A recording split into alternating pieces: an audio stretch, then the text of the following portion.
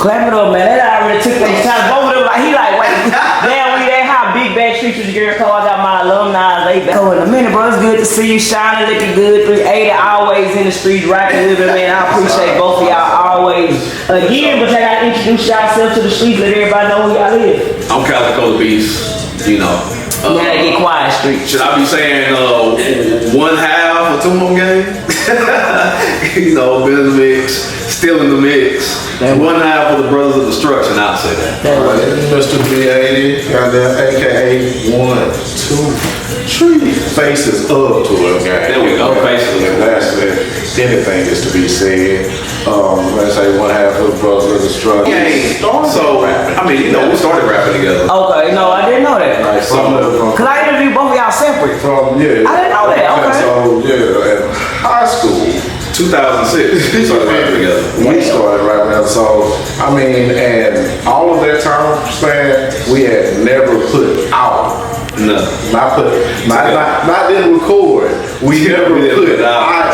And then we kind of started messing around with the idea again, like around maybe 2010, 2011, and then I got robbed. Somebody had broken my house. So no, wait a minute, was it my house? Yeah, somebody broke it. So some day, you know, some shit, and then like I got back to the crib, noticed that my door was unlocked. I was like, oh shit. So open my door, TV gone, you know, PlayStation gone, shit like that I really didn't care about. But they took my hard drive, and we had hundreds, thousands of songs on the hard drive gone. Left the microphone. They could have took that. I'm still waiting to hear anything that I possibly sound like that I got down road. And the nigga that we used to do, we put some much shit out. Yeah, so somebody came, you know, took my shit, so nigga had to start from scratch. That was like 2010, 2011, maybe like 2011. We said that we started from scratch again and went through some shit, and by that time we never revisited making another project together until, was it 2022? We recorded like the first one. Our producer was going to produce the whole CD. He was supposed to produce the whole CD. So we started with, you know what I'm saying, we kind of gave like a few song ideas and we got that together. But then Laro had like a little hiatus. Yeah. So we had to life type shit. So we had to kind of find some other producers. Yeah, I mean, shit, it's the homies, really. We got Wild Up. Wild Up, that's one of my favorites. What's Granite Club? What's that? You said what? Granite Club? Oh, the Granite Club. Granite Club, I'm sorry. Okay, you know what that's crazy? That's my favorite song. So, Granite Club is an apartment complex that we stayed in. Okay. I thought it was a teen club, but okay, speak me up. It's an apartment complex. It's right across the street from Metropolis. Yeah. And that was my first apartment. Yeah. Oh. And I was there for probably about 6 months. Then three moved in. That was the spot. And then first time I got a job across the street from him. Yeah. And then it was like, well, shit, I might as well just move in. Yeah. And shit, we was 18, 19 at the time, so we was like, fuck it. So then it low key turned to like pretty much a trap house. They was trying to put us out every 2 months. Like every time I went to the house, notice on the door. Like everything you hear in the Granite Club song, that's it. Facts. Okay. These are real stories. Like, you guys have just got, you know, there's so much noise and so much traffic. And we were smoking out downstairs apart. She was super, first off, you know, she was super exaggerated, right? So one day she come and she was like, we went downstairs and we changed your neighbor's vents. I'm like, oh, okay. She said when I opened the vent, it just hit me in the face. You should have saw her do that fucking move, and I looked at her with a crazy face, like, alright, man. So she was like, we need you guys to cut it out. So then, one day, we might have been doing. So then, one day, I'm on my way to the house. I think 3 and my other brother Free, they hit me. They like, hey, you might.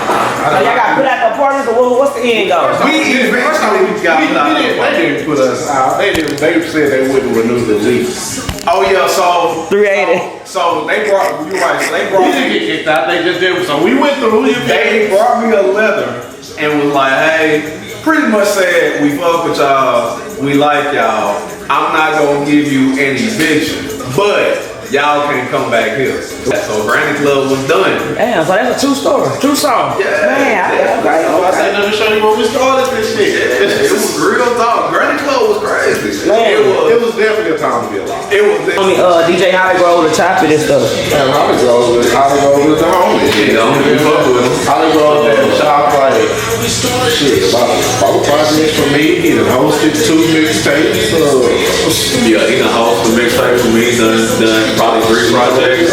He finna do my next one. So Holly Grove always, you know, he always been one of the homies. And at the end of the day, working with Holly Grove always showed. It actually opened my eyes to realize that people do still fuck with screw and chop music in the 80s. I mean, now granted, that's a part of our culture, but like at a point, I used to wonder, like, damn, do niggas just ride around bumping screw like that? And working with Holly Grove showed me that niggas do still ride around and bump screw. So you know what I'm saying?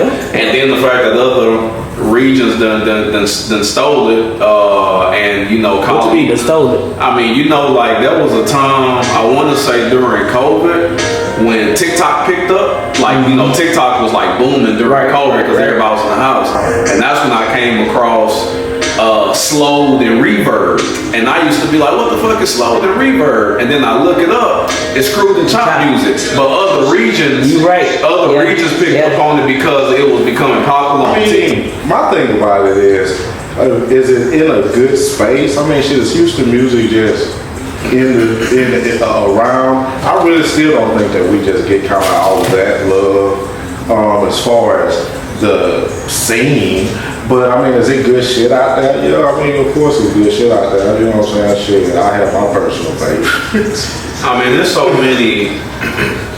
It's so many independent people in Houston that be like that be doing it big and been doing it big for a while.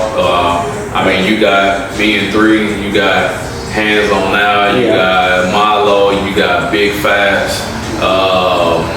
Like it's like it's so many people, but for some reason. We've never gotten that love. Like the city itself, I feel like has just never got the love of what it's like. Shit, what we influence? What like Houston don't just get. You know what I'm saying? Everybody be, oh, Atlanta is like. I mean, I hear you. You feel me? Like I mean, I'm not gonna say like niggas are not taking shit from other cities and people that I would hear from Houston be like, oh, it sound like, you know what I'm saying, you doing that last thing, or shit even from Cali, it sound like you doing that last thing. But shit, nobody ever they're never giving the credit like, oh, they're doing the Houston thing. Similarity there, you know what I'm saying? There's a lot of people, you know, people be like, you know, when the conversations come up about like cities, it's always like Atlanta and Houston, and people don't talk about it or want to talk about it, but everybody knows it's clear as day why Atlanta and Houston are so different when it comes to our artists. Atlanta has always been good with working with their locals. The independent scene, you know, it'd be hard because the people who are our majors, they don't typically go out looking for the young talent or wanting to work with the young people. I mean, and at the, you know, and that is what it is. You know, I'm not even knocking, especially at this point in my life. I'm not knocking. That well ran dry. It ran dry. But when you look at that's because and that's because first off, like I say, Houston, when it don't just get there, because like I say, shit. At the same time, you always have with Atlanta. You have their bigger artists are kind of bigger artists. They are. You see what I'm saying? Our bigger Houston artists, I mean, shit, honestly, are still local artists. Yeah. As far, you know, outside of course, you know, we got the Travis Scott. They just everywhere. But see, that's he wouldn't be an OG. Travis wouldn't be an OG. So you speaking like the Slims and the Bundies? You know what I'm saying? So shit, you know what I'm saying? And them niggas always, and Granite, they do work with each other, but you also have to where, again, Atlanta has always, their OGs have always kind of worked with the up and coming. Like right. Big Boy has worked with Future and 21 and people that were on the rise that they put on the rise. And then you have Slim, that Sauce Walker, you don't know everybody. And you're gonna say you have to end up being at Sauce Walker level to get it. You think so? Yeah. So under Sauce Walker, who? You know what I'm saying? You gotta end up being. You gotta end up being. You gotta end up being. So you know what I'm saying? When we say coming up, since you still there's under that. But look, when Slim there was kind of, y'all don't think they was passing the torch or no? I don't look With at the it as dope passing the torch. Maybe it could always be a right place, right time type thing. You know, sometimes maybe people ain't in the right situations, but also I look at it as like the fact that you're naming like those. To me, I also look at that as far as it seemed like in Houston, it seemed like in Houston, it'd be working one person at a time. Like, okay, this year somebody did a record with D-Lo. Then it took another 3 years for somebody to do a record with OB. Then it took another 3 years for somebody to do a record with Sauce. It seemed like for some reason with like right now who is and then once you right get that now one record, I hate to say that. Once you get that one record, now that's the artist that they working with. Want to work with. They gonna get everybody from their shit. You know what I'm saying? And right now who is it? It's Mexican OT.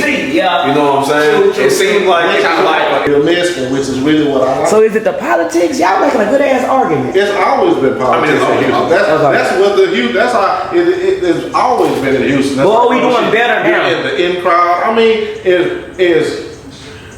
we're kind of doing. I would say doing better. That's why they try to overemphasize that. Because I mean, you got like.